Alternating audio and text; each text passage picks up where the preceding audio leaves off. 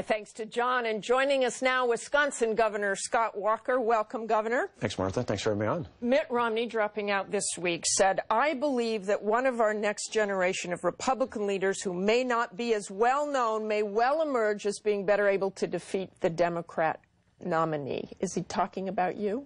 Well, I think there's a whole number of people. I mean, folks like my friend Marco Rubio, I think, fit that bill as well. But I think what he's heard is what I've heard across the country, is that people want new, fresh leadership with big, bold ideas and the courage to act on it. And if we're going to take on a name from the past, which is likely to be former Secretary of State Hillary Clinton, I think for the party we need a name from the future. But how do you stand out in that enormous field of GOP hopefuls? Well, I think as your introduction showed, I mean, people can say something. You can give speeches all you want.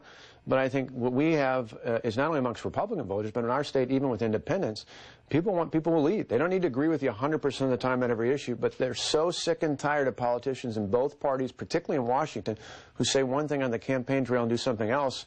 I think those 100,000 protesters 4 years ago who came in and around our Capitol showed if we think we're doing the right thing for the people, it doesn't matter what the intimidation factor, we'll stand up and stand up for them. Okay, as you've seen on our show today, there are enormous foreign policy challenges going ahead, which the next president will inherit. One of your potential rivals for the GOP nomination, Senator Marco Rubio, said a governor with eyes on the presidency could acquire a global strategic vision, but that taking a trip to some foreign city for 2 days does not make you Henry Kissinger. I think you met with Henry Kissinger yesterday, but what would you say in response to Governor Rubio? I did. I actually had the honor not only... Senator Rubio, sorry? Yeah, no, and Marco's a great guy. I think the senator's got great vision.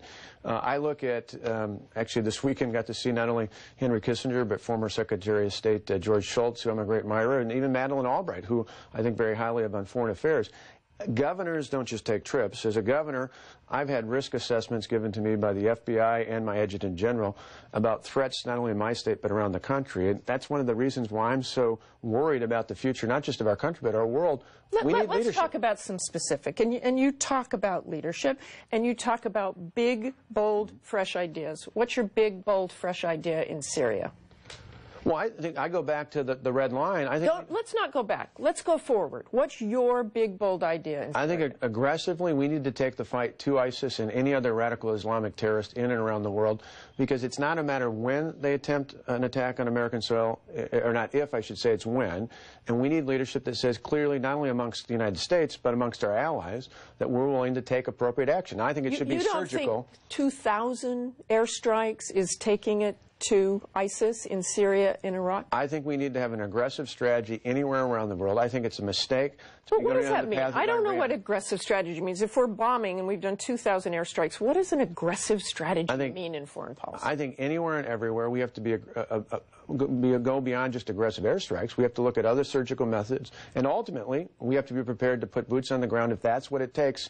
Because I think, you know... Boots on the ground in Syria? U.S. boots on the ground in Syria? I don't think that's an immediate plan, but I think anywhere in the world... You wouldn't rule that out? I wouldn't rule anything out. I think when you have the lives of Americans at stake and our freedom-loving allies anywhere in the world, we have to be prepared to do things that don't allow those measures, those attacks, those abuses to come to our shores. Let me turn to domestic issues and immigration. We know you want to fix the border and fix the immigration system, but what would you do about the 11 million undocumented who are still here? Well, I think for sure need to secure the border. I think we need to enforce the legal system. I'm not for amnesty. I'm not an advocate of the plans that have been pushed here in Washington.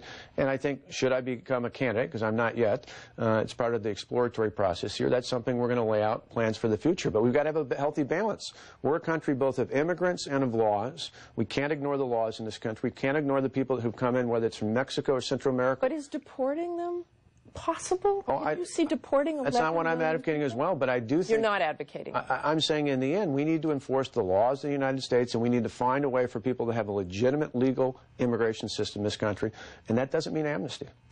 The Republican nominee could be in a race against Hillary Clinton. Let's just say it's you. What would you say to Hillary Clinton? What's the best case against Hillary Clinton? Well, I think the biggest thing I hear from Americans applies both in the primary contest and I think in the general, if I were a candidate and if I ultimately had earned the nomination.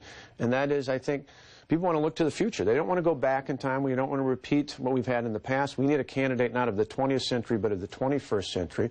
Ironically, that's what her husband brought to the table in 1992 when he picked Al Gore. What marks the difference between those two candidates? I think there's a clear difference. I think former Secretary of State Clinton embodies all the things that we think of Washington. She lives here, she's worked here, she's been a part of the Washington structure for years, not just as a Democrat, but across the spectrum.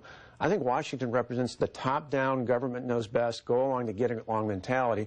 I think Americans overwhelmingly want fresh new ideas that build the economy from the ground up, that put the power back in the hands of the people, not only at the state and the local level, but of individual Americans. I don't think they want government telling them what to do, and that's what I've been advocating for a long time.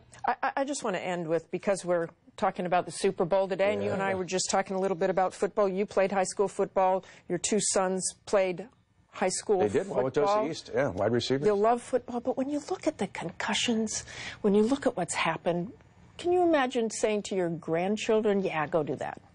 Well, I think in a state like Wisconsin, we actually have pretty good standards. So my kids, even a few years ago, one of them had an early concussion and was out for 10 days.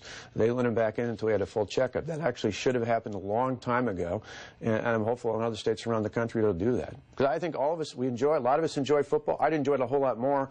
As much as I enjoyed talking to you, Martha, I'd enjoy it a lot more if I had if you were out there in Arizona watching the Packers take on the Patriots. But I still think, like anything in life, there's ways of doing it that are responsible, and I still think football can be responsible in America. Okay, one last one. 99% chance you'll run?